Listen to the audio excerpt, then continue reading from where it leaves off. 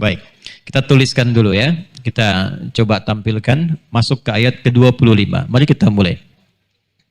Perhatikan baik-baik. Setelah Allah Subhanahu wa ta'ala mengingatkan kepada setiap hambanya agar seluruh hamba Allah yang berkehidupan menjalani kehidupan di dunia ini dengan bahagia, dengan tenang, dengan senang. Bapak dan Ibu mesti ingat ya, ini konsep dasar berkehidupan di dunia. Sejak Nabi Adam alaihissalam diturunkan. Jadi konsep kehidupan dunia itu, walaupun diisi dengan ibadah, tapi konsep dasarnya adalah kehidupan yang menenangkan dan menyenangkan. Itu ada di Quran surah kedua, Al-Baqarah, di ayat ke-38. Kita sekarang baru masuk 25, insya Allah 13 ayat lagi kita masuk ke situ.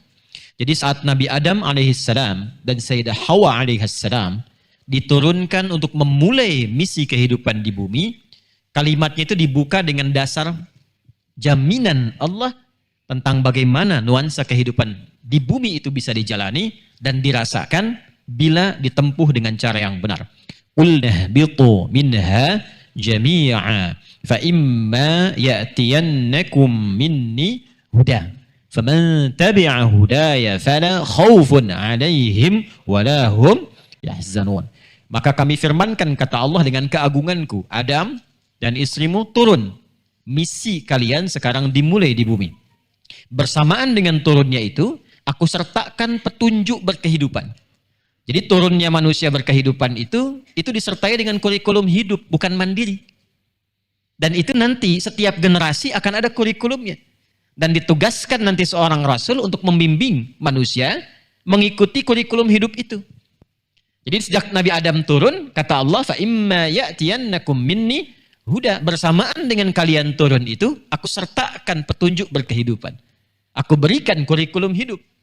Faman tabi'a hudaya, siapa yang mengikuti kurikulum kehidupan ini, maka aku jamin, kata Allah, fala khaufun 'alaihim wala hum yahzanun. Di setiap etapa kehidupan yang ia lalui, aku akan berikan pendampingan berupa la khaufun, tidak ada kegelisahan. Tidak gelisah itu artinya tenang. Walahum yahzanun, dan tidak diliputi kesedihan. Tidak diratapi kesedihan. Tidak sedih itu artinya apa? Senang. Jadi konsep dasar hidup di dunia itu adalah tenang dan senang. Jadi ketika Anda di sini, senang. Ketika Anda di sana, senang. Di sini, di sana, di mana-mana. Nah itu. Bukan cuma hatinya, pikirannya, fisiknya, segalanya. Cuman syaratnya satu, ikuti petunjuk hidupnya. Anda di kantor kan ada aturan, ya kan? Ikut aturan, bagus kan? Nilainya bagus, fasilitas bagus, gajinya naik, segalanya diberikan. Anda ikut aturan Allah, apa yang Allah tidak punya? Dan ini Allah langsung menjamin. Sepanjang mengikuti petunjuknya. Karena itu semua petunjuk dan kurikulum hidup yang Allah berikan kepada para nabi untuk dibimbing dan dijelaskan, itu nama pokoknya sama, hudan. Saya pernah terangkan kan dulu ya. Zaman Nabi Adam disebut hudan. Zaman Nabi Musa, lompat dikit lah biar cepat, disebutnya hudan juga. Nabi Musa diberikan kitab namanya apa? Taurat. Taurat itu fungsinya menjadi hudan, kurikulum hidup. Quran surah ke-17 Al-Isra ayat yang kedua. Wa ataina Musal kitaba. Dan dengan keagunganku diberikan kepada Musa alaihissalam kitab namanya Taurat. Wa ja'alnahu huda li bani Israel. Dan di dalam Taurat itu ada kurikulum kehidupan. Untuk siapa? Umat di masa itu. Generasinya Nabi Musa.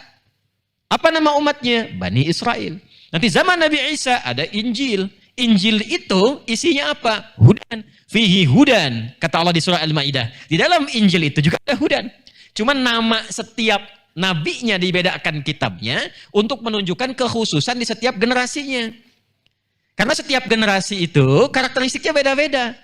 Zaman Nabi Musa karakternya nggak sama dengan zaman Nabi Isa. Keadaannya tidak serupa. Karena itu diberikan kurikulum sesuai dengan keadaan hidupnya. Sesuai dengan karakter umatnya. Yang terakhir, Nabi terakhir, untuk generasi terakhir sampai kehidupan manusia, kitabnya pun disebut hudan. Namanya dibedakan untuk menunjukkan perbedaan dengan kitab-kitab sebelumnya yang menunjuk pada perbedaan generasi. Nabi Muhammad SAW diberikan kitab namanya apa? Al-Quran itu secara pokok fungsinya disebut dengan hudan. Al-Baqarah ayat 185. Syahrul Ramadan alladzi unzila fihil Qur'an hudan linnas. Nah, karena itu kita akan keluarkan di antara hudan itu apa yang membuat kita bisa bahagia, tentram dan nyaman sampai kita kembali kepada Allah Subhanahu wa taala. Al-Baqarah ayat 25. Mohon izin saya lambatkan uraiannya. Yang kedua, saya ingatkan, ngaji dengan kami mesti agak sabar. Karena kita mengurai sedikit agak detil setiap hurufnya. Bismillahirrahmanirrahim. Quran surah kedua, ayat 25. Di mushaf standar paling kanan sebelah atas ya, untuk menyamakan. Kita tuliskan dulu.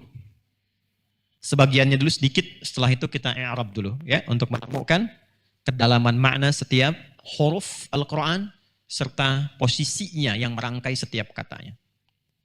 Bismillahirrahmanirrahim. Wa basyiril ladzina amanu. Basyiril ladzina amanu. Wa amilus salihati. Saya agak percepat sedikit. Anna lahum jannatin tajri min tahtihal anhar. Ya. Sampai sini dulu. Fokus baik-baik. Kita sekarang bahas dulu setiap huruf yang merangkai ayat ini. Ilmu yang membahas tentang posisi setiap huruf dan maknanya dalam rangkaian satu kalimat bahasa Arab, termasuk Al-Quran, namanya ilmu i'rab. Apa namanya? I'rab. Tulisannya begini. Ibu kelihatan Bu di sini? Ya, luar biasa. Belum saya tulis sudah kelihatan, dia udah cuma di Kemang nih. Luar biasa jamaah kita itu. Al-i'rab. Ya. Ya, itu ya, i'rab. Asalnya dari kata araba untuk menghilangkan segala kesulitan, keasingan, diterangkan maknanya supaya paham. Yuk kita mulai dari satu-satu setiap hurufnya. Wa di sini apa? Catat dulu referensi kitabnya. Jadi kalau nanti ngaji yang bisa bahasa Arab, mau tahu referensinya nanti bisa mendapatkan kitabnya. Nanti lain waktu kalau saya kesini lagi saya tunjukkan nih maksud kitabnya. Kitab pertama aja yang paling lengkap satu aja. Ya. Mughnil Labib. Mughnil Labib an Kutubil A'arib. Mughnil Labib an Kutubil A'arib.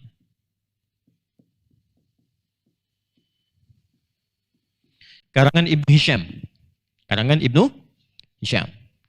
Jadi Mughnil Labib an Kutubil A'arib ini itu menerangkan setiap makna huruf dalam bahasa Arab. Maknanya apa? Misal A itu ada berapa makna? Alif ada berapa makna? Apakah untuk memanjangkan kalimat? Apakah untuk istifham? Apakah untuk nida? Ada berapa makna? Ba, kita kan taunya ba saja kan? Ba itu ada berapa makna? Ada 14. Apa saja 14 itu? Jadi kalau kita tahu ini, ngaji, pertama baca Bismillahirrahmanirrahim. Ba di situ maksudnya apa? Apakah musahabah? Apakah ilsaq? Apakah sababiyah? Apakah ghayah? 14 makna. Nah ini kitabnya. 2 jilid.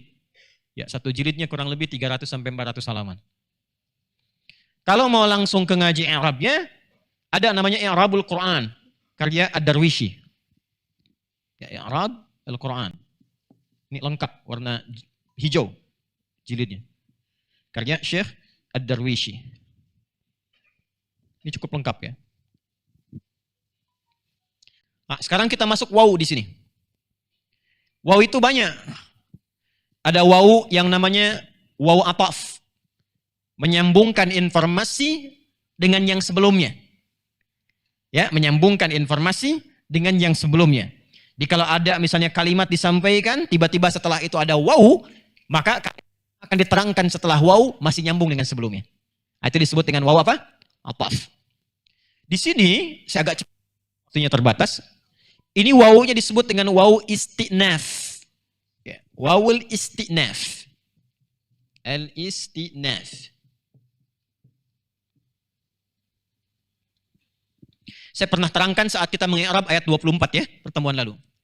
Waw istinaf itu adalah huruf yang dimunculkan untuk menunjukkan satu informasi baru yang tidak sama dengan informasi sebelumnya, tapi terkadang memberikan keterkaitan secara tidak langsung. Ulangi.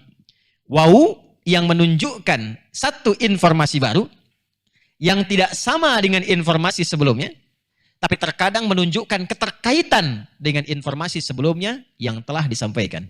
Walaupun secara tidak langsung. Baik, sebelum ayat 25 ada ayat berapa? 24 kan? Baik. Ini ayat 25, sebelumnya ayat 24. Masih ingat ayat 24 tadi berbicara tentang apa? Tentang ancaman pengingat dari Allah Subhanahu wa taala bagi orang-orang yang tidak mau sadar, diingatkan sampai memilih bertahan untuk kufur, memilih bertahan untuk menjadi pribadi yang tidak baik sampai dia wafat. Ini ancamannya loh kata Allah. Ya kan? Setelah sampai di ayat 24 tuntas seperti ini, kan tadi di akhir maghrib kita tutup dengan kalimat, ya Allah, kami ingin kembali. Kami ingin baik. Kami ingin jadi orang yang taubat. Ingin jadi orang yang mulia dalam pandanganmu. Ingin sukses dunia dan bahagia akhirat. Bagaimana caranya? Maka dijawab oleh Allah, nih aku buka informasinya. Maka digunakanlah huruf waw. Ya, paham maksudnya? Aku buka informasinya. Ada informasi baru untuk kalian yang mau taubat. Untuk kalian yang mau beriman. Untuk kalian yang mau mengimplementasikan imannya dengan amalan-amalan berikut yang aku tuntun lewat Rasul yang aku pilih. Jelas sampai di sini? Baik ya? Nah, ini karena kalimatnya kalimat baru untuk orang yang mau kembali kepada Allah, maka dibukalah dengan huruf waw yang menunjukkan informasi baru yang tidak sama dengan sebelumnya. Tapi ada keterkaitan tidak langsung, seakan memberikan kesan bahwa, hey, konsisten ya, jangan sama dengan yang sebelumnya. Kamu kan mau kembali. Kalau mau kembali, lakukan ini. Jangan sampai bertahan dengan orang-orang yang masuk di golongan sebelumnya. Yaitu ayat 24 dan ayat-ayat sebelumnya. Paham sampai sini? Itu semua makna yang saya terangkan sampai sini. Di Quran itu cuma diungkapkan dengan satu huruf. Wa. Tuh. Paham? Ya, jadi kalau ngaji gini kerasa. Jadi kalau disebutkan ayat 25 baru kita baca wa. Artinya ajakan ke kita. Katanya kamu mau tobat. Mau balik. Mau dapat kebahagiaan, kan? Nah, maka ini yang dimaksud huruf waw di sini. Maka sebelum dibuka oleh Allah, apa amalannya, apa hasilnya, apa yang didapatkan, diapresiasi dulu oleh Allah orang-orang yang ingin kembali kepadanya. Ini yang saya sering katakan, Allah sangat mencintai pelaku maksiat yang mau bertobat. Dan lebih mencintai pelaku maksiat yang mau bertobat dibandingkan dengan orang soleh yang tidak pernah merasa salah. Ingat ya? Maka ketika ada orang yang merasa dirinya ingin merubah diri, ingin mendekat kepada Allah, ingin menata hidupnya lebih baik lagi, maka hal pertama yang Allah berikan kepadanya, mohon maaf, bukan langsung hal yang terkait dengan kemewahan dunia. Bukan kedalaman pengetahuan, tapi Allah berikan apresiasi dulu dengan mengucapkan kalimat selamat dan memberikan kabar gembira. Wa basyiril ladzina amanu wa 'amilus shalihat. Wa basyiri fi'il amr. Perhatikan. Fokus baik-baik. Kita berhenti di sini dulu. Wa basyir. Ini jangan baca dulu. Basyir itu fi'il amr, fi'il amrin mabniun 'ala sukun. Perhatikan baik-baik. Ini fi'ilnya adalah fi'il itu kata kerja. Bentuknya perintah. Kata perintah. Fokus baik-baik. Yang disusun dengan kalimat yang tegas dan diperintahkan kepada orang kedua secara langsung. Wa fa'iluhu, sedangkan fa'ilnya ya yang menjadi objek di perintah ini dhamirun mustatarun takdirhu anta. Ini ada kalimat yang tak nampak. Di dalam ilmu balaghah ini asalnya begini, wa basyir anta. Asalnya begitu.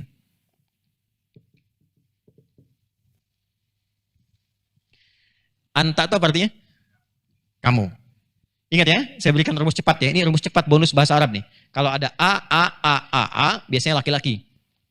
Kalau I, biasanya perempuan. Ingat ya. A, apa? Laki-laki. I, anta, ta, kamu laki-laki. Kalau ingin rubah ke perempuan, ujungnya ganti dengan I. Anti. Jelas?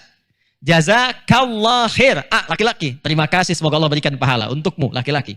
Ke perempuan jazaki. Ingat ya. Kalau ke perempuan jazakillah, laki-laki Kasih Ustaz, ceramahnya sangat menyentuh sekali. Jazakillah khair. Lah, pertanyakan. Ya, kalau anta pakai apa? Laki, anti, perempuan. Jadi setiap ada i, nanti kalau ngaji bahasa Arab, belajar ilmunya, kita bisa paham. Kenapa perempuan identik dengan i? Karena i itu kasrah. Ya, kasrah itu menunjuk sesuatu yang pecah, yang kecil, yang lembut. Kasrah zujaj, kacanya pecah sampai muncul pecahan-pecahan yang kecil, terasa lembut. Karena perempuan lekat dengan kelembutan, halus, suaranya minimal lebih kecil dibanding laki-laki, makanya pakai kasrah. Jelas ya? Jadi kalau antum nginap intikaf di sini, pulang jam 3, depan pohon ada gak usah lari, tunjuk kasrah ya, gitu ya. Anta asalnya begini, wabashir anta. Anta di sini kamu laki-laki. Kira-kira kalau Allah perintahkan, perintahnya kepada siapa? Kalau menunjuk kamu, pada siapa? Rasulullah sallallahu alaihi wasallam. Bukankah Nabi diperintahkan oleh Allah membimbing kita? Menerangkan Quran? Membawa kita pada kebaikan? Karena itu asal kalimatnya begini, wabashir anta ya Muhammad sallallahu alaihi wasallam. Saking Allah mencintai orang tobat, saking Allah mencintai pelaku maksiat yang mau tobat, bahkan orang ingin mendekat kepadanya, sampai dengan terhormat diperintahkan Nabi Muhammad sallallahu alaihi wasallam untuk menyambut orang tobat itu dan memberikan kabar gembira kepadanya. Itu nanti kalau masuk ke ayat 223 kita akan temukan kalimat innallaha yuhibbut tawwabina wa yuhibbul mutatahhirin. Allah itu sangat cinta dengan orang tobat. Di saking cintanya dengan orang tobat sampai Nabi Muhammad SAW diperintahkan oleh Allah kepada setiap hamba yang mau mendekat kepada Allah, ya Muhammad SAW berikan kabar gembira pada orang itu. Yang diperintahkan itu Rasul terbaik, orang paling mulia, lahir di tempat mulia, tingkat adabnya paling mulia, akhlaknya paling mulia, paling dekat dengan Allah. Orang yang paling mulia ini diperintahkan oleh Allah memberikan kabar gembira kepada setiap hamba yang ingin merubah hidupnya supaya lebih dekat dengan Allah Subhanahu wa taala. Apa kalimatnya? Wabashir, dan berikanlah kabar gembira hai Muhammad sallallahu alaihi wasallam. Paham sampai sini? Jadi maksud saya begini, kalau sampai Nabi diperintahkan untuk menyampaikan berita kabar gembira ini, maaf ya, berarti istimewa. Kan? Istimewa. Siapa yang tidak menginginkan mendapat kabar gembira dari Nabi sallallahu alaihi wasallam? Anda dapat kabar gembira dari kantor di telepon, sampai bahagia ngundang kawan makan bersama. Sekarang Allah perintahkan pada Rasulullah memberikan kabar gembira. Maka, maaf, sangat disayangkan dan sangat tercela kalau tidak ada yang merespon seruan dan kebahagiaan itu. Teruskan. Siapa yang diberikan kabar gembira ini? Kita belum ngaji maknanya ya. Kita baru ngaji setiap susunan kalimatnya. Alladzina amanu. Kata alladzina amanu, kurang lebih di Quran disebutkan sebanyak 89 kali. Alladzina, ini sendiri yang ini. Perhatikan baik-baik. Disebutkan sebanyak 1080 kali dalam Al-Quran. Kata alladzina. Ini disebut dengan isim mausul. Kata sambung yang menunjukkan kepada objek tanpa batas. Siapapun. Jadi kalau sudah menggunakan alladzina, mau laki-laki, mau perempuan, mau besar, mau kecil, mau kaya, mau cukup, mau hebat, pintar, biasa, tercakup di dalamnya. Jadi ternyata, saking sayangnya Allah Rahman dan Rahimnya kepada hambanya, itu diberi kesempatan yang sama setiap hambanya. Kata Allah, Muhammad SAW, berikan kabar gembira kepada semuanya tanpa kecuali. Siapa yang ingin dekat denganku? Siapa yang ingin rahmatku? Siapa yang ingin merubah? Siapa yang ingin meninggalkan kebiasaan buruk ya kata Allah? Berubah menjadi lebih baik. Berikan kabar gembira kepada mereka, siapapun tanpa kecuali. Dan kalau tidak disebutkan kapan kejadiannya, siapa objeknya secara spesifik, maka kaidah berlaku dalam ilmu asbabun nuzul di ulumul Quran. Al-ibaratu bi'umumil lafzi la bi khususis sababi. Maka hukum dan hikmah itu berlaku umum tanpa dibatasi oleh sebabnya. Artinya apa? Kalau ayat ini turun di era Nabi Muhammad SAW, tidak disebutkan kapan kejadiannya, siapa tokohnya, maka isyarat ayat itu ditunjukkan kepada setiap generasi tanpa kecuali sampai kehidupan berakhir. Kenapa? Karena perbuatan yang dialami di masa lalu mungkin terjadi di masa depan. Contoh sederhananya begini, maaf, kalau dulu ada orang tobat, pernah maksiat tobat. Orang sekarang ada nggak yang pernah maksiat mau tobat? Halo? Ada. Tunjuk diri kita masing-masing, apa nggak pernah salah? Jangan tunjuk orang lain, ini kan mukanya jelas sekali tuh. Ini kan? Ya? Muka salah nih. Gitu.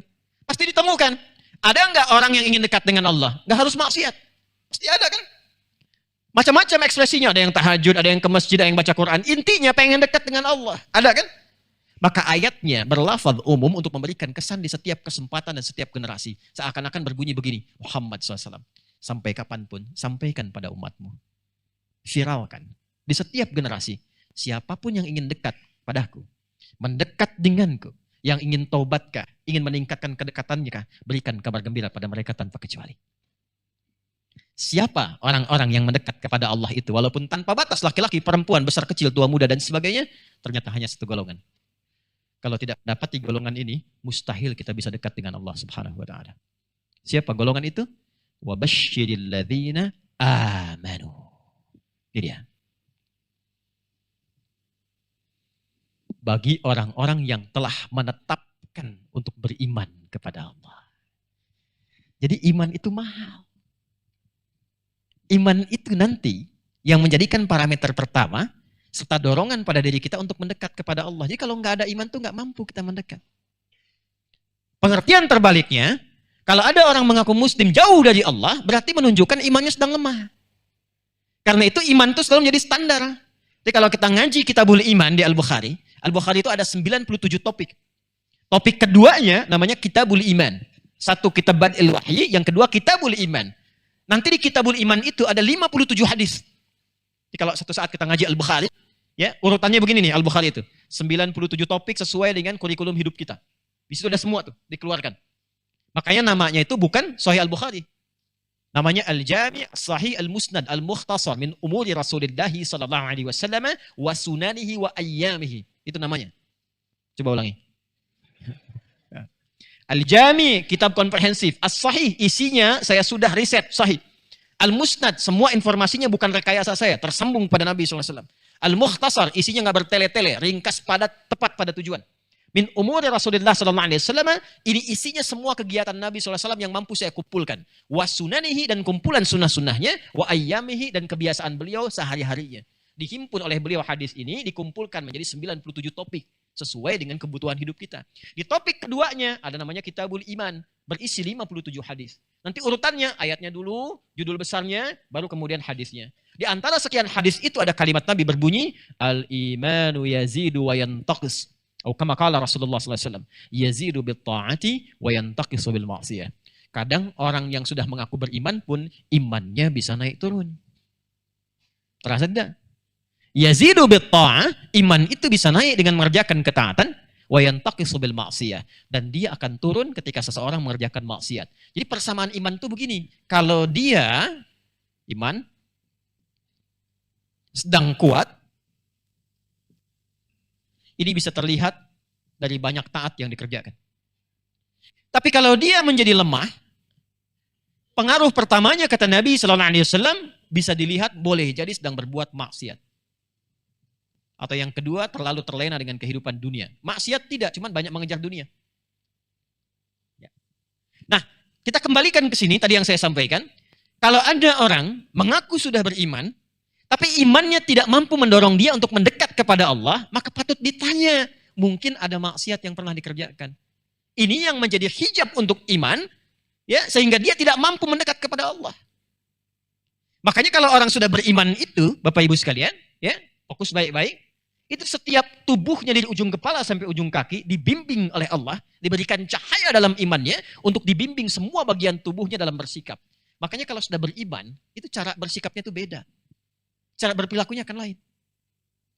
Contoh ya, ini seringkali saya sampaikan. Perhatikan baik-baik. Sebelumnya saya tanya dulu, kita beriman? Kenapa lemas dan suaranya kecil? Iman, insya Allah. Kita beriman? Alhamdulillah. Apa buktinya? Alhamdulillah, salat. Sekarang perhatikan. Sekarang bagaimana cara mengukur tingkat keimanan kita? Iman itu tempatnya di mana? Kalbu. Kalbu itu bagian terdalam diri kita. Nanti lain waktu kita ngaji lebih dalam lagi. Perhatikan sini. Kalau iman sudah masuk ke kalbu, nanti ada cahaya yang terpancar dari iman, membimbing seluruh tubuh kita untuk bersikap, berperilaku. Dari ujung kepala sampai ujung kaki. Contoh, saya ambil satu saja. Ini mata ya. Saya sering sampaikan ini. Apa fungsinya mata? Nah, standar fungsi mata itu melihat. Standarnya. Semua manusia ketika ditanya, apa fungsi mata? Dia akan katakan melihat. Tapi beda mata orang beriman. Ketika iman sudah masuk ke dalam dirinya, maka dalam iman itu akan ada cahaya yang membimbing seluruh tubuhnya untuk bersikap. Dia masuk ke mata. Maka mata, tanpa kita sadar kadang-kadang, dibimbing oleh imannya untuk menatap apa yang diperkenankan oleh imannya saja. Karena itu ketika Allah menyebutkan fungsi mata pertama kali, imannya dulu disebutkan sebelum matanya. Quran surah ke-24, surah Cahaya, ayat 30 untuk laki-laki, ayat 31 untuk perempuan. Qul lil mu'minina, ayat 30. Muhammad sallallahu alaihi wasallam, kata Allah, viralkan. Saya sekarang sedang senang memilih kata viralkan dibandingkan dengan katakan. Karena sekarang momennya momen viral kan. Kalau sudah viral itu like, share, and subscribe. Nah, kalau sudah Nabi, Quran bicara, Allah menyampaikan firman, Nabi sudah menyampaikan hadisnya, nggak usah komen lagi. Tinggal di subscribe. Lihat baik-baik. Qul lil mu'minina, Muhammad SAW viralkan pada setiap insan beriman. Ingat kalimatnya menggunakan isim fa'il loh. Isim fa'il itu lebih kuat, pemilik iman. Kalau ini kata kerja, nanti kita bahas setelah ini. Mukmin dengan amanah itu beda maknanya. Walaupun diterjemah diartikan sama-sama orang beriman. Amanu dengan mukminun itu tidak sama. Amanu telah beriman. Kalau imannya sudah melekat pada jiwanya, berubah namanya dari amanah menjadi mukmin.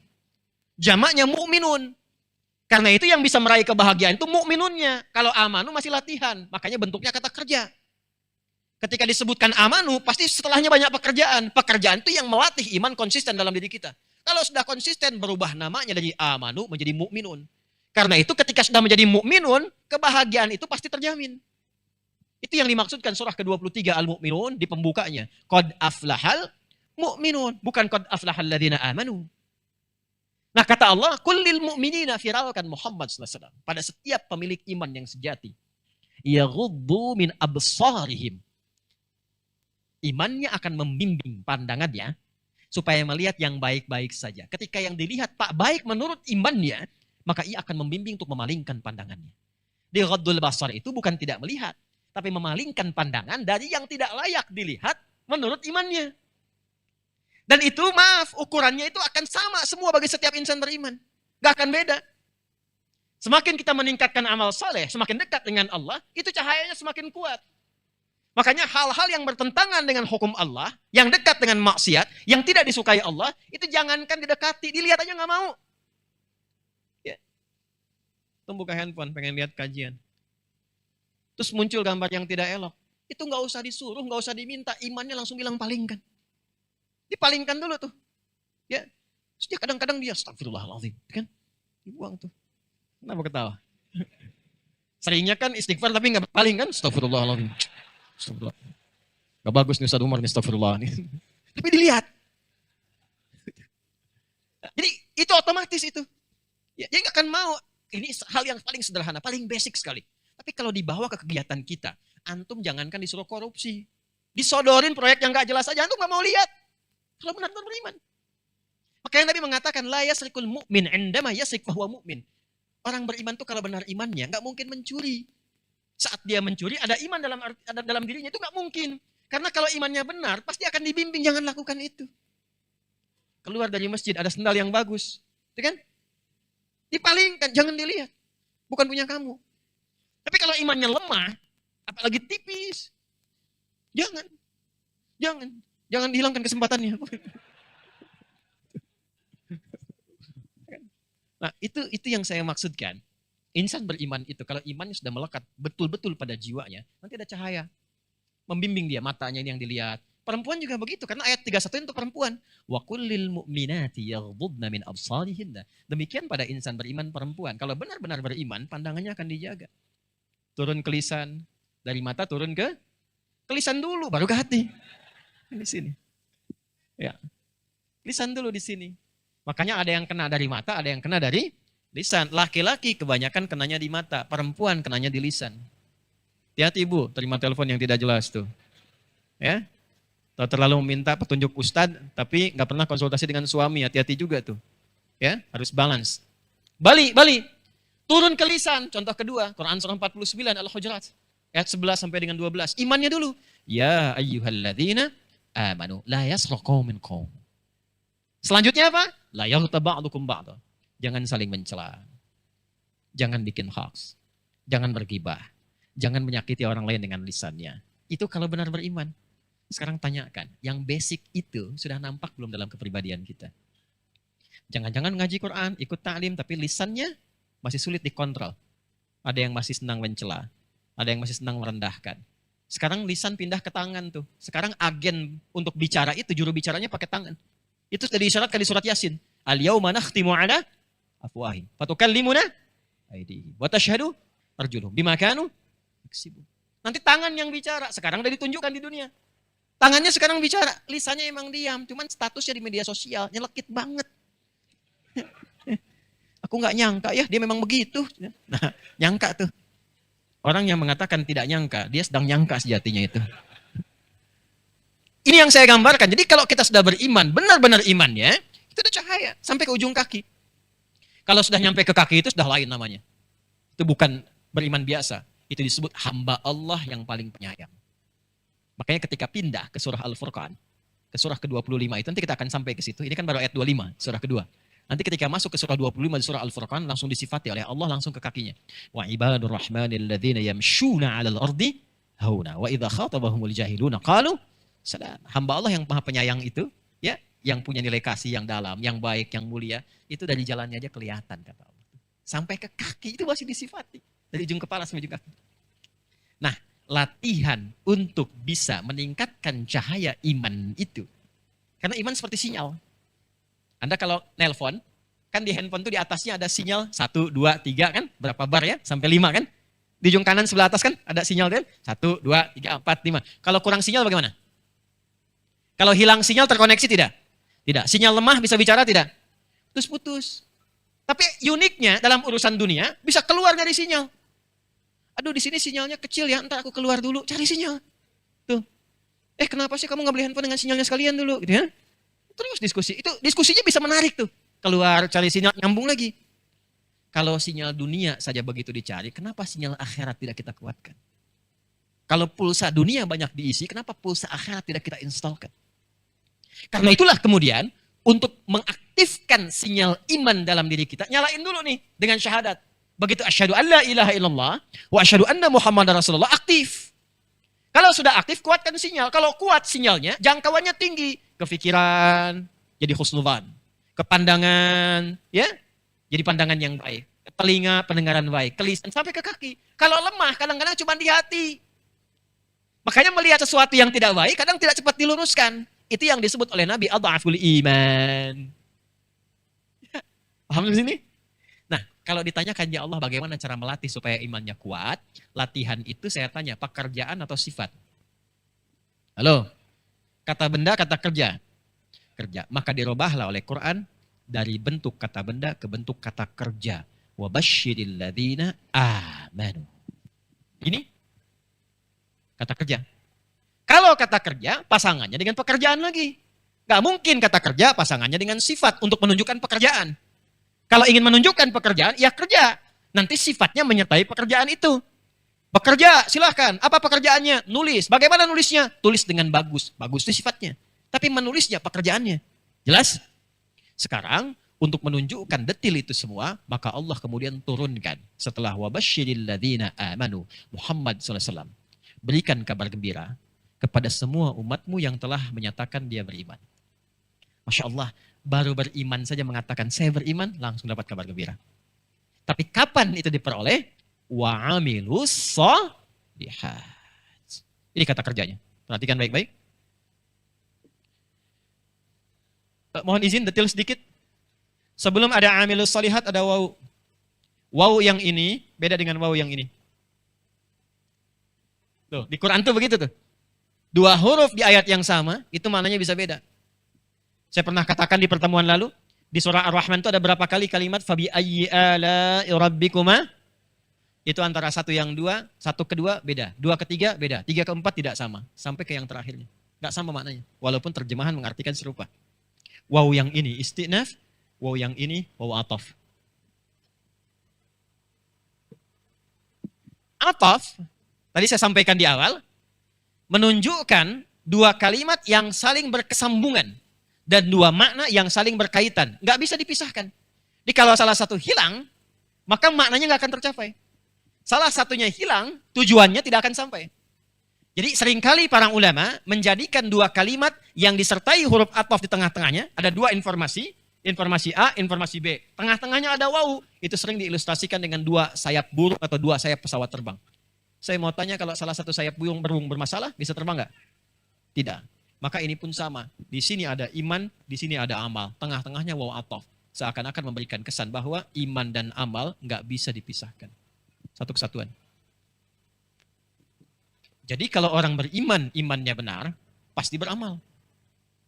Amal itu sekaligus menunjukkan parameter iman, apakah sedang kuat atau lemah. Itu keterkaitannya. Jadi kalau imannya kuat, lihat amalnya. Amal bagus, iman bagus. Amalnya tipis, ini menunjukkan imannya rendah. Paham sampai sini? Maka kita kembalikan ke makna ayat yang pertama, wabashshiril ladzina amanu wa 'amilus shalihat. Muhammad sallallahu alaihi wasallam viralkan, berikan kabar gembira kepada semua hambaku, semua umatmu yang ingin kembali kepadaku. Pertama, dengan komitmen beriman. Kalimat iman ini mengajak golongan kedua di ayat 6 dan 7.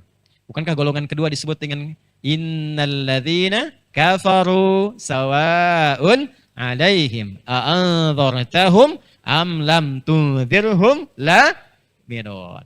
Maka kalimat iman di sini itu sekaligus tafsir detil dari ayat yang ke-6, menunjuk kepada orang-orang yang kufur pun masih diberi kesempatan oleh Allah sampai ujung nyawanya di kerongkongan untuk mau beriman. Kurang baik apalagi Allah. Kenal Firaun? Nah, tahu namanya aja gitu ya. Baik. Firaun itu kan saya sering katakan, maaf, makhluk paling zalim yang dilestarikan dalam Al-Quran. Yang diabadikan bukan hanya namanya, Pak. Dan ingat ya, itu bukan nama asli, itu gelar. Yang melekat pada satu jabatan, Raja Mesir, Faraoh. Bahasa Arabnya Firaun. Ini memberikan pesan kepada kita, hati-hati dengan jabatan. Kalau tak mampu mengelola, bisa berpotensi menjadi zalim. Maka ditunjukkanlah sebuah kisah, dan solusinya itu indahnya Quran. Saya mau gambarkan gini aja lah. Maaf ya. Firaun itu satu-satunya makhluk di muka bumi yang lantang mengatakan dan mengaku sebagai Tuhan. Dan diabadikan kalimatnya di Quran. Ana rabbukumul a'la. Nanti ada lagi Namrud yang kedua di kisah Al-Baqarah itu. Ya, di ayat ke-258 sampai 259. Alam tara ilal ladzi haja Ibrahim. Tapi Firaun lebih daripada itu. Langsung mengatakan, Ana rabbukumul a'la. Saya Tuhan kalian yang paling agung. Satu-satunya makhluk di muka bumi dan di lisannya mengaku Tuhan. Dan belum pernah sampai sekarang saya dengar ada manusia mengaku Tuhan. Di KTP sih ada orang namanya Tuhan tuh. Di KTP pernah saya lihat tuh. ya kan? Ya kan? Pernah ya?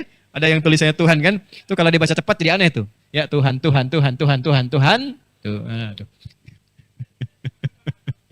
Ya, tapi nggak ada orang ngaku. Orang paling sekarang, semaju-majunya sekarang, paling banter ngaku nabi. Nabi. Ya, pernah sih ada malaikat Jibril yang aku pernah malaikat tuh LE kan? Ya, dan pernah minta izin gubernur terdahulu di Jakarta untuk mendapatkan malaikat Jibril di Monas tuh. LE. Tangkap polisi. Alhamdulillah kita dukung ya. Polisi kita jangankan teroris, malaikat ditangkap tuh ya. Diberikan pembinaan telah meninggal ya beberapa waktu lalu. Tapi paling tinggi pengakuannya malaikat Firaun aku Tuhan. 2. Hobinya bunuh orang. Disampaikan akan ada seorang bayi yang kemungkinan mengganggu singgasandamu, keluar dekrit.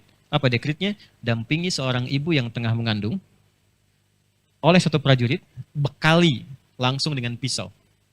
Ya, kalau Anda baca ada Al-Bidayah wa Nihayah karya Al-Imam Ibnu Katsir. Ya, Anda kalau buka di jilid yang kedua, ya, di halaman 10 paling kanan sebelah atas itu. Itu dikisahkan bagaimana perjuangan ibundanya Musa alaihissalam menghindari kejaran dan intel-intelnya Firaun pada saat itu yang siap mengeksekusi. Jadi perintahnya jelas. Nanti diabadikan di Al-Baqarah ayat 49. Wa idz najjainakum min ali fir'aun yasumunakum su'al adzab. Disebut oleh Quran sebagai seburuk-buruknya hukuman, seburuk-buruknya siksaan. Dampingi kalau lahir perempuan, bebaskan. Tapi kalau lahir laki-laki, sembelih langsung di hadapan ibu yang baru melahirkannya.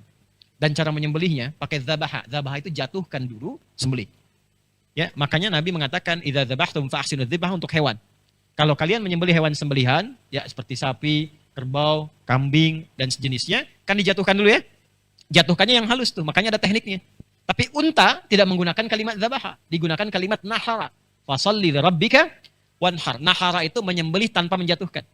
Makanya unta nggak dijatuhkan, unta tuh langsung dalam berdirinya. Tapi kayak kambing, kerbau, dan sejenisnya, jatuhkan dulu, itu baru disembelih. Kalau menjatuhkannya kencang dan digorok berkali-kali, itu menggunakan tasydid. Dzabbaha yudzabbihu. Saking bencinya Fir'aun, kalimatnya di Quran dilupiskan dengan kata dzabbaha yudzabbihu. Yudzabihuna abna'akum. Kalau benar lahir laki-laki, banting ke bawah, gorok berkali-kali di hadapan ibu yang baru melahirkannya. Itu kita kalau ngajinya tuh, menggunakan pendekatan itu. Kejamnya luar biasa.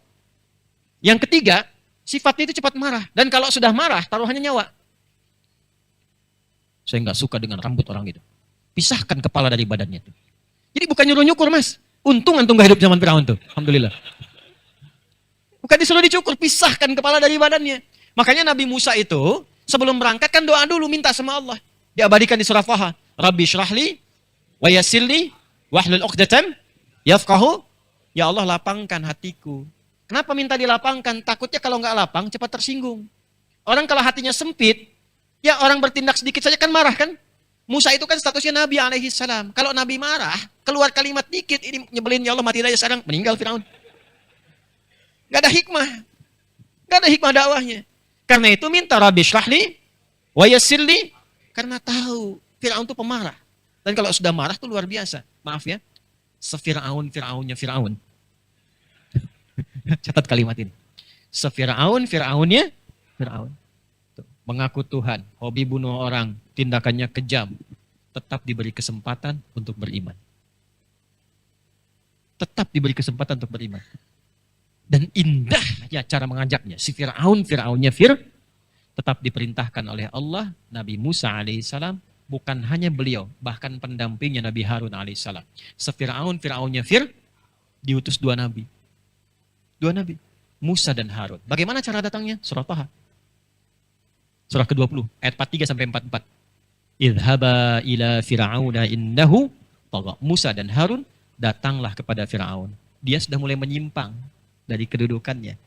Jadi Quran itu tidak menyoal jabatan, tapi menyoal penyimpangan yang tidak tepat dalam jabatan, karena akan membahayakan.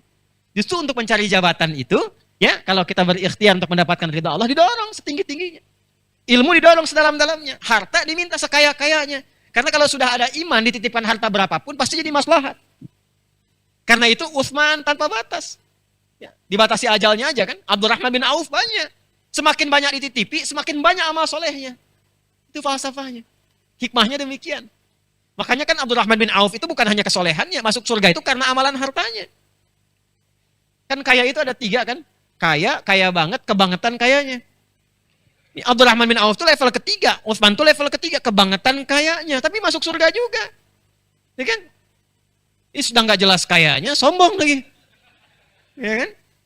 Dan itu luar biasa gitu teman-teman sekalian. Saya mau balik ya ke sini, saya mau balik ke kalimat iman tadi. Di Fir'aun itu, sejahat-jahatnya dalam konteks hal yang dibincangkan oleh Al-Quran, Allah tetap memberikan keadilan. Diutus 2 nabi. Idhaba ila fir'auna innahu tagha. Datang ya kepada raja itu. Dia telah menyimpang dari jabatannya. Jadi bukan menyoal jabatannya. Musa itu diutus bukan untuk menjatuhkan Fir'aun sebagai raja, bukan. Untuk membimbing supaya amanah yang diberikan itu terarah dengan baik. Dan tidak diutus untuk mencela juga. Karena itu kalimatnya apa? Faqula lahu qawlan layyina la'allahu yatadzakkara aw yakhsha. Dan katakan kepadanya dengan kelembutan. Tampilkan yang lembut. Mungkin dengan kelembutan itu dia sadar. Jadi kalau ada orang menyimpang, jangan dicela dulu. Jangan dikasari, kita doakan dulu. Mungkin dengan perilaku yang baik itu, luluh hatinya, dan tiba-tiba bisa berubah. Dan mungkin lebih soleh dibanding yang mengajaknya pun sekalipun. Bisa jadi begitu. Termasuk mohon izinnya, mohon maaf nih kalau di komplek ini pun, saya yakin mungkin tidak semuanya muslim semua. Boleh jadi ada yang non-muslim. Ya, maka bergaul dengan baik. Dalam konteks dunia jangan dibedakan, bersikap yang baik. Kalau ada makanan dibagi, ya. Olahraga sama-sama, tunjukkan kemuliaan sebagai muslim, sakit dijenguk, jenguk. Ya, bawa buah, bawa makanan terbaik. Bapak, terima kasih perhatiannya baik sekali. Bukan baik, Islam yang memerintahkan saya begini. Kalimat itu yang dimunculkan pertama kali. Jangan dibawa ke pribadi. Memang saya dulu juga biasa begitu. Makanya saya dipilih jadi RT di sini, Pak. Dari dulu memang saya begitu. Nah, itu nggak masuk. Kita itu umat dakwah. Ud'u ila sabili rabbika bil hikmah. Sampaikan Islam memerintahkan saya begini.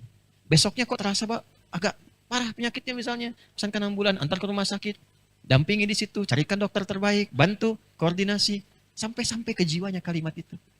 Ya, ada yang kurang makanan, datangi, berikan makanan. Atau tidak diminta pun, Anda masak, bagi, jangan sampai kebauan, wanginya aja, ya kan? Anda masak misalnya opor ayam, baunya sampai ke situ, tapi nggak dibagi, begitu keluar, candain Anda. Kayaknya tadi enak bawa makanannya, emang enak sih, cuman sayang ente kafir. Bukan begitu caranya. Anterin. Pagi Pak, pagi. Ini masak istri nih, cobain ya. Ya rasanya saya enak, gak tahu kalau Bapak seleranya. Opor, ya. Insya Allah baik banget. Enggak, saya baru baca Quran, diminta berbagi. Oh, baik lagi. Besoknya kan dia sudah mulai ngetok lagi. Assalamualaikum. Bisa salam tuh. Kan? Mau balikin panci Pak. Oh ya makasih banyak, enak banget tuh. Terus mau nanya lagi, apakah hari ini Quran juga merintahkan berbagi lagi? Bagi, berikan kebaikan dan seterusnya. Nah, kalau itu bisa dilakukan, maka naik status di hadapan Allah Subhanahu wa taala. Pribadi yang biasa ini menjadi orang-orang yang istimewa dan layak diberikan kabar gembira kalau dia konsisten. Makanya saya katakan, maaf ya, hidayah Allah itu mahal. Fir'aun itu Fir'aunnya tetap diperintahkan 2 orang nabi sampai ke ujung tenggorokannya. Cuman sayang bengalnya itu nggak diambil peluangnya.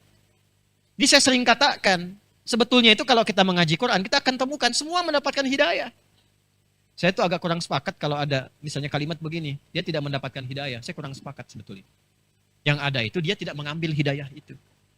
Kalau di bahasa Arab kadang ada majas, kiasan. Sebetulnya hidayah itu diberikan oleh Allah. Bukan nanti di surah Al-Ankabut, di ayat terakhir. Walladzina jahadu fina lanahdiyannahum subulana. Orang-orang yang serius menempuh jalan untuk mendapatkan hidayah dari kami akan tunjukkan jalannya. Hidayah itu sebetulnya diberikan. Cuman mau diambil atau tidak. Sebagai contoh gini, antum pulang kerja, lewat masjid Babu Taubah misalnya depan itu. Lewat situ. Terus dengar suara adzan, Allahu Akbar, Allahu Akbar. Lihat orang ke masjid. Ya, pertanyaan saya, kok bisa antum lewat situ? Bisa saja antum lewat jalan yang lain. Kok bisa pas lihat orang mau pengajian? Itu hidayah. Mahal. Mahal sekali. Buka YouTube, pengen lihat sinetron. Ya, yang kelihatan muncul pertama justru taklim. Yang kelihatan justru potongan-potongan pengajian. Kenapa bisa Anda mendapatkan itu hidayah? Mahal. Karena itu, orang-orang yang berkehidupan, itu selalu diberikan kesempatan oleh Allah sampai penghujung hidupnya untuk kembali menjadi baik. Itu yang menjadikan saya selalu mengatakan, soleh itu hak setiap orang. Soleh itu hak setiap orang. Kalau ada orang yang terlihat kurang baik, maka bantu dia menjadi baik. Bukan diperdalam keburukannya sehingga dia tidak menemukan jalan untuk kembali. Jelas? Oke. Yuk, pelan-pelan. Sebentar ya. Kita, maaf, sampai jam berapa kita? Wah, sampai jam 12 boleh. Silakan ya. Saya 8:30 selesai, antum sampai jam 12 boleh. Ya. Tapi di sini Masya Allah saya dapat informasi DKM, yayasan bahkan sudah menyediakan rumah dakwah di belakang. Ya, dan rumah dakwah yang digunakan juga untuk dakwah transit Ustadz, dan saya dengar juga termasuk jamaah yang jauh-jauh tuh juga difasilitasi bisa istirahat di sini ya. Terus ada juga makanan untuk yang buka puasa saya dengar tuh ya. Kita kan biasa puasa ya, pas Kamis kalian buka itu ada disediakan tuh. Alhamdulillah, mudah-mudahan berkah ya. Pak ya. Nggak tahu yang nggak puasa boleh ngambil atau itu ya. Yuk, agak dalam ngajinya. Sekarang sampai ini aja dulu. Sampai wa'amilus shalihat. Wabasyiril ladzina amanu wa'amilus. Sampai sini dulu. Yuk, sekarang kita mulai masuk ke tafsirnya. Yang tadi apa Ustadz? Mukadimah. Ya. Tadi pengantarnya. Sekarang baru masuk ke tafsirnya. Bismillahirrahmanirrahim. Wabasyir. Kata wabasyir dari kata basyara yubasyiru tabsyiran.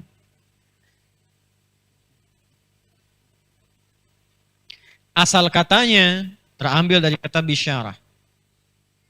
Al-bisyarah. Ini mulanya terambil dari kata al-basyaru. Kata al-basyaru disebutkan 35 kali dalam Al-Quran.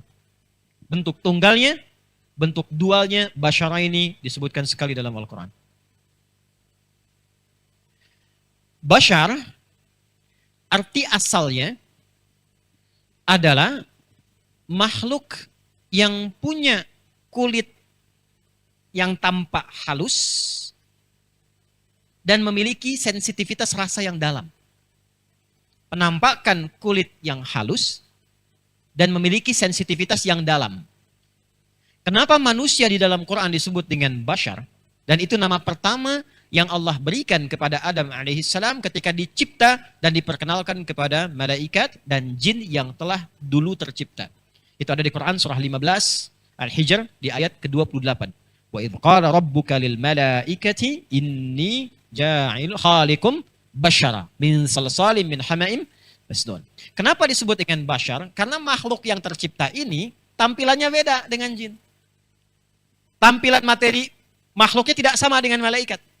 Kalau malaikat dari cahaya, jin dari api yang menyambar-nyambar, ayat 27-nya, wal janna khalaqnahu min naris samum. Kalau manusia diciptakan bahan luarnya terlihat dari kulit halus yang indah tapi sensitif untuk merasa.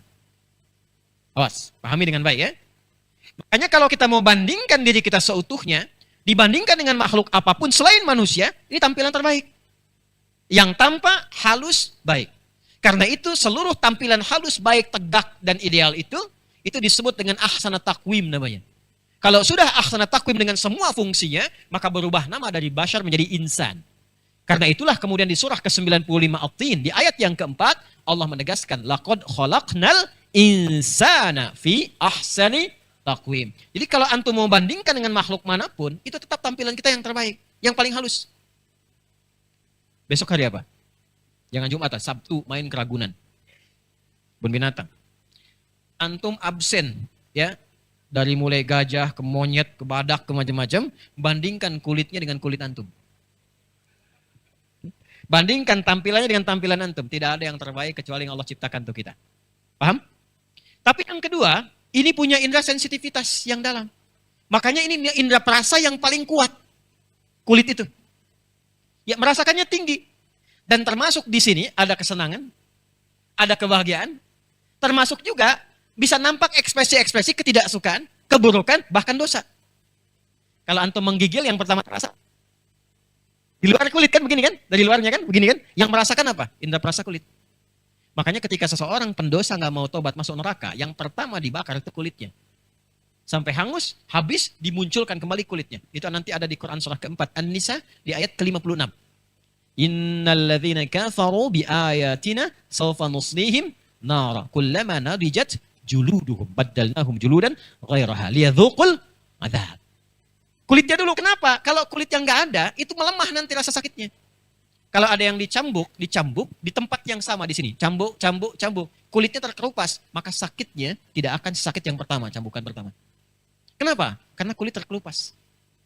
Enggak akan seperti yang pertama. Enggak percaya, coba aja ntar, bisa di sini. Di tempat yang sama akan berkurang sakitnya. Ya, apa bahasa Ukrainanya? Baal ya. Ya, udah mulai nggak terasa tuh. Ya, tapi kalau tumbuh kembali rasanya sakit. Nah, termasuk ekspresi kesenangan, kebahagiaan, kenyamanan. Ya. Bukankah anak-anak ketika dibelai, disentuh pasangan demikian ada rasa kebahagiaan, kenyamanan? Maka Allah seakan memberikan kesan. Kenapa kata basyara yang digunakan di sini? Allah memberikan kesan bahwa berikan berita gembira, saking gembira dan bahagianya akan terasa sampai ke kulit dan jiwa-jiwanya. Itu maksudnya. Akan aku balas ketaatan itu. Amal soleh itu keimanan yang dia lakukan saat di dunia. Akan aku berikan semua kenikmatan saat di akhirat sampai terasa bukan hanya ke kulitnya, tapi bagian jiwanya yang paling dalam. Itu maksudnya. Karena kulit bagian sensitif untuk merasakan sesuatu. Ya, bukankah ketika panas rasanya sampai ke dalam kan? Dingin rasanya sampai ke dalam kan? Nanti orang yang konsisten dengan perintah dan petunjuk Allah akan diberikan kenikmatan yang mengalir dari kulit sampai bagian dalamnya. Itu maksudnya. Untuk siapa itu? Alladzina amanu wa amilus. Ini sudah saya sampaikan, sekarang yang ini. Setelah saya terangkan ini, saya akan undang syekh kita sudah sampai dan kita akan undang ke depan. Perhatikan. Allah tidak mengatakan wa fa'alus salihat, tapi Allah menyampaikan wa amilus. Ada perbedaan antara amal dengan fa'al. Ini al-amalu, ada al-fi'lu. Perhatikan baik-baik. Saya langsung ke amal saja. Karena tamunya sudah datang, kita juga bisa hormati nanti. Amal dalam bahasa Arab tidak disebutkan kecuali menunjuk pada perbuatan yang akan dipertanggungjawabkan. Karena itu pekerjaan formal dalam bahasa Arab sekarang disebut amal. Ma'amaluka. Apa pekerjaanmu? Kenapa disebut amal? Karena setiap apa yang dikerjakan dilaporkan, dimintai pertanggungjawaban. Maaf, ada yang kerja di perusahaan ya? Ya kan? Atau bahkan di toko, ada kan? Pekerjaannya diawasi nggak? Dilaporkan nggak? Dimintai pertanggungjawaban nggak? Itu bahasa Arab disebut dengan amal namanya.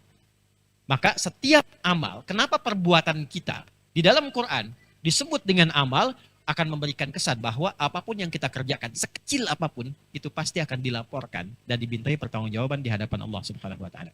Sekecil apapun. Yang baik ditampakkan, yang buruk pun akan terlihat. فَمَنْ يَعْمَلْ مِثْقَالَ ذَرَّةٍ خَيْرًا يَرَهُ وَمَنْ يَعْمَلْ مِثْقَالَ ذَرَّةٍ. Nah, ketika di sini digunakan kalimat amal, itu memberikan satu pelajaran besar kepada kita. Ini agak mahal, karena kalau ngaji kitab tafsir, beberapa yang ada sekarang belum tentu dapat ini. Harus agak dalam, perhatikan. Kalau amalan kita ingin berkualitas, ini, dan didorong oleh iman, kenapa menggunakan kata amal di sini? Memberikan isyarat kepada kita, rasakan saat beramal soleh itu, amal kita akan dipertanggungjawabkan di hadapan Allah. Kalau setiap kita mengerjakan perbuatan dan merasakan diawasi Allah, dan merasakan akan dipertanggungjawabkan di hadapan Allah, maka itu yang akan menjadikan kualitas amal kita bertambah dan mendapatkan penilaian baik sisi Allah Subhanahu wa taala. Contoh gampang gini, kalau mau bicara yang jelek, rasakan pembicaraan kita didengar dan diawasi Allah. Kalau ada ajakan korupsi, rasakan itu diawasi oleh Allah. Kalau sedang mau sholat, rasakan sholat kita itu dinilai langsung oleh Allah dan mungkin wafat saat kita sedang menunaikannya. Maka keadaan semacam itu akan meningkatkan amalan lebih berkualitas. Kalau dalam sholat disebut dengan khusyuk, kalau dalam amalan yang lainnya disebut dengan ihsan. Itu yang di hadis Muslim nomor hadis ke-8 disebut oleh Nabi SAW dengan ihsan. An ta'budallaha ka'annaka tarahu fa illam takun tarahu fa innahu yarak. Jelas? Kau menjadikan semua aktivitasmu sebagai ibadah. Karena Allah nggak mungkin pekerjaan jadi ibadah kecuali ada iman. Pekerjaan yang disupport oleh iman bukan hanya menjadi sekedar aktivitas pekerjaan, tapi akan berubah namanya disifati dengan nama saleh. Semakin banyak amalnya dijamakkan bentuknya menjadi solihat. Jadi intinya amal soleh itu setiap pekerjaan yang didorong oleh iman dan dilakukan merasa diawasi oleh Allah Subhanahu wa taala. Dari sini saja dulu secara singkat. Yuk bikin kurikulum. Setidaknya sampai sepekan kita ketemu lagi. Sepakat nih hari ini aja. Jangan sampai memandang kecuali pandangannya menjadi saleh. Siap? Rasakan saat melihat kita diawasi oleh Allah. Lihat tayangan di media sosial, kalau Allah nggak sukai, ganti channelnya. Palingkan. Bacaan-bacaan cek pulang ke rumah. Baju-baju lihat, terutama yang perempuan, Allah suka nggak itu? Ya, katanya ayahnya anaknya pengen ke surga, pengen jadi anak soleh solihat. Tapi perangkatnya nggak dikasih yang soleh. Bapak ibu berdoa, setiap selesai sholat, jadikan anak-anak yang soleh ya Allah, yang solihah ya Allah. Tapi Anda kasih pakaian yang tidak soleh. Auratnya terbuka, jauh dari Allah, ditempatkan di sekolah yang tidak mendekatkan diri pada Allah. Bagaimana bisa menolong dekat dengan Allah? Ya, perbaiki. Dari mata dulu.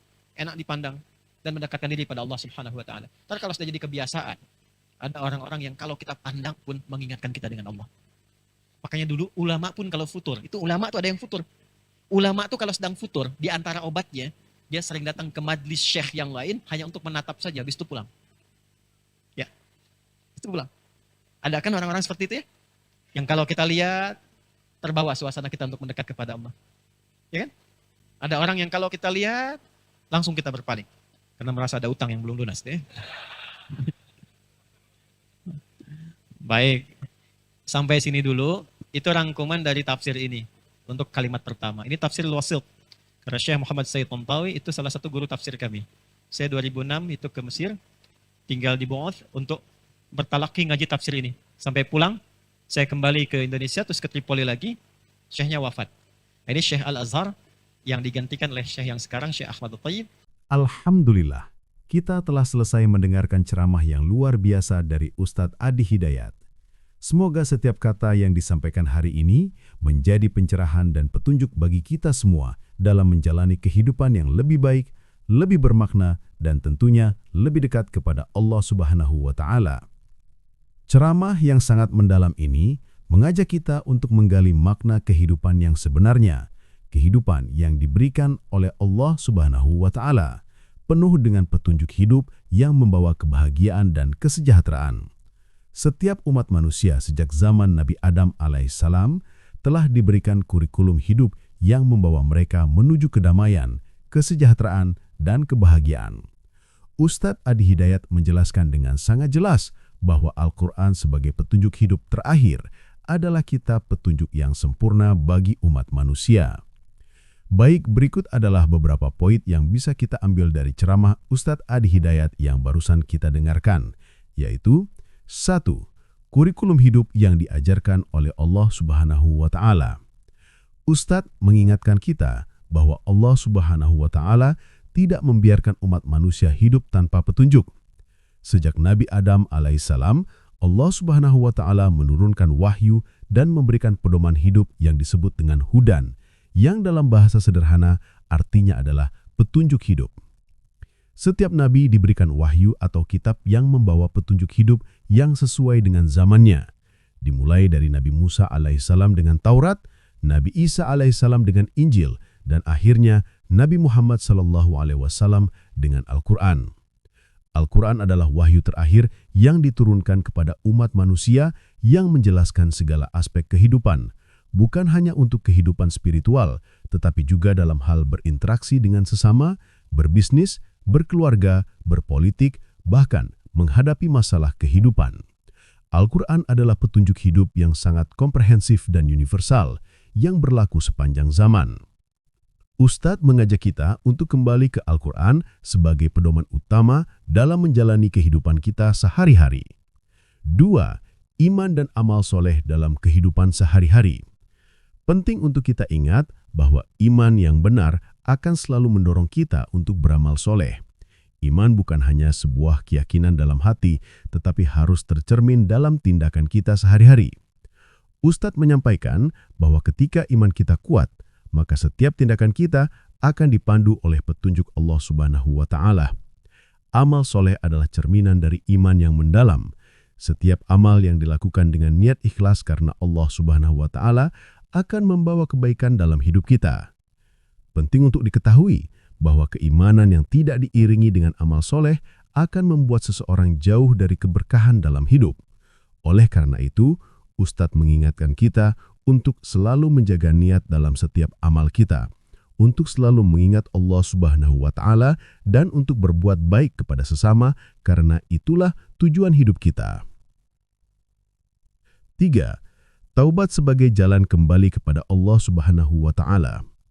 Salah satu poin penting yang sangat disoroti oleh Ustadz adalah tentang pintu taubat yang selalu terbuka bagi setiap umat yang ingin kembali kepada Allah Subhanahu wa Ta'ala.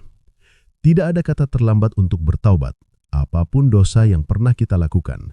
Allah Subhanahu wa Ta'ala sangat mencintai hambanya yang ingin bertaubat, dan setiap kali kita memperbaiki diri dan mendekatkan diri kepadanya, Allah Subhanahu wa Ta'ala akan selalu membuka pintu ampunannya dengan lebar. Ustadz Adi Hidayat mengingatkan kita bahwa Allah Subhanahu wa Ta'ala lebih mencintai orang yang ingin kembali ke jalannya daripada orang yang tidak pernah merasa bersalah atau merasa tidak membutuhkan perbaikan diri. Ini adalah karunia besar bagi setiap umat Islam yang ingin memperbaiki diri dan kembali kepada Allah Subhanahu wa Ta'ala. Tidak ada yang terlambat untuk bertaubat dan memperbaiki diri. Pintu taubat selalu terbuka bagi siapa saja yang berusaha kembali kepada Allah Subhanahu wa Ta'ala dengan tulus. 4. Iman mengubah perilaku dan kehidupan. Ustadz juga menekankan bahwa iman yang benar akan mengubah perilaku kita. Iman yang ada di dalam hati akan terlihat dalam perilaku kita sehari-hari. Misalnya, orang yang beriman akan memiliki sifat sabar, jujur, adil, dan peduli terhadap orang lain. Iman akan membimbing kita untuk melakukan amal yang baik dan bermanfaat. Ustadz memberikan contoh bahwa seorang yang beriman akan selalu berusaha untuk tidak menyakiti hati orang lain, berbicara dengan lembut, menjaga pandangan, dan tentunya selalu berusaha berbuat baik kepada sesama. Amal soleh yang dilakukan dengan iman yang tulus akan membawa keberkahan dalam hidup kita. Setiap perbuatan yang dilakukan dengan niat yang benar dan berdasarkan petunjuk Allah Subhanahu wa Ta'ala akan mendatangkan kedamaian di hati dan keberkahan dalam setiap langkah kita.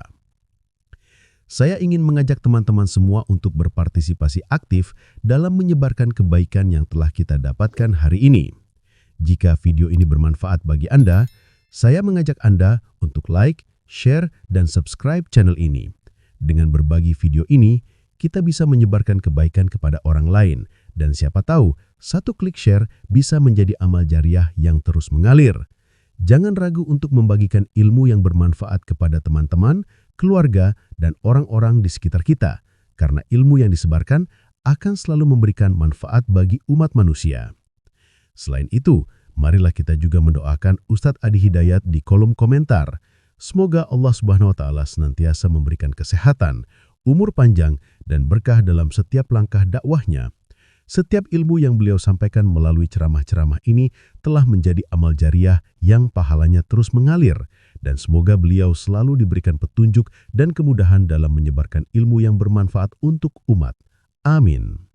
Sebagai penutupan, saya ingin mengajak Anda semua untuk mengamalkan apa yang telah kita pelajari dari ceramah ini.